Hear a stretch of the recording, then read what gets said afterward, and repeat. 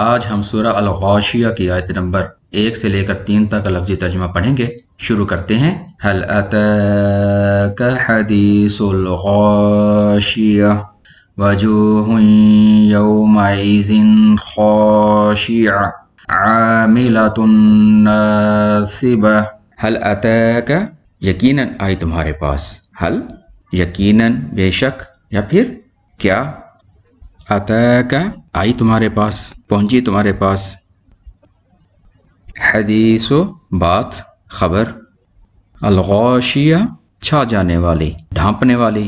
غاشیہ کا مطلب ہوتا ہے چھا جانا، ڈھانپ دینا، کور کر دینا، یعنی ایسی خبر جو چھا جائے، جو سب خبروں پر چھا جائے۔ وجوہن چہرے، کئی منہ، کئی انسان، یومئذ اس دن، خاشیہ جھکے ہوں گے، عاجز ہوں گے، بجھے ہوں گے، اترے ہوں گے، مختلف میننگ میں یہ استعمال ہوتا ہے۔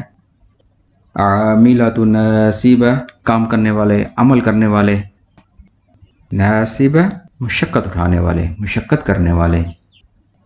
یقیناً اس مصیبت کی خبر یا پھر قیامت کی خبر آئی جو چھا جائے گی۔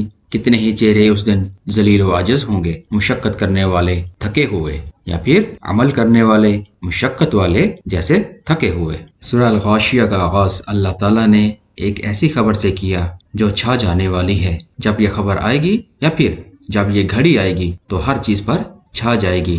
غاشیہ کا مطلب ہوتا ہے چھا جانے والی، یعنی آفت اور مصیبت کی وہ خبر، یعنی قیامت کی خبر جو آتے ہی چھا جائے۔ اس کے علاوہ بھی اللہ تعالیٰ نے قرآن پاک میں قیامت کی خبر کے لیے مختلف الفاظ استعمال کیے ہیں، جن میں القاریہ اور الحاقہ شامل ہیں، لیکن سورۃ الغاشیہ میں اللہ تعالیٰ نے فرمایا کہ یہ ایک ایسی خبر ہوگی جب یہ آئے گی تو سب خبروں پر غلبہ پا لے گی، اس کے علاوہ اور کوئی خبر نہیں ہوگی، یہ سب خبروں پر حاوی ہوگی۔ یعنی اس میں یہ بھی ہے کہ اے لوگو، یقیناً یہ خبر تمہارے پاس آ چکی ہے، یعنی قیامت کی خبر تمہارے پاس آ چکی ہے۔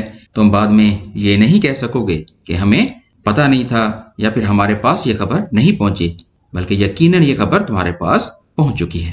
دوسری آیت میں اللہ تعالیٰ نے فرمایا کہ کئی چہرے اس دن ذلیل اور عاجز ہوں گے، یعنی جھکے ہوئے ہوں گے، ندامت سے عاجز ہوں گے، ندامت سے جھکے ہوئے ہوں گے۔ بالکل اسی طرح جب انسان کو ایک ایسی خبر سنائی جانی ہو جس میں اس کی شرمندگی کا پہلو ہو، تو انسان کا اس خبر سننے سے پہلے چہرہ اتر جاتا ہے، چہرہ جھک جاتا ہے، کیونکہ ہر کسی کو معلوم ہوگا کہ میں نے کیا کیا ہے، میرا نتیجہ کیا ہے۔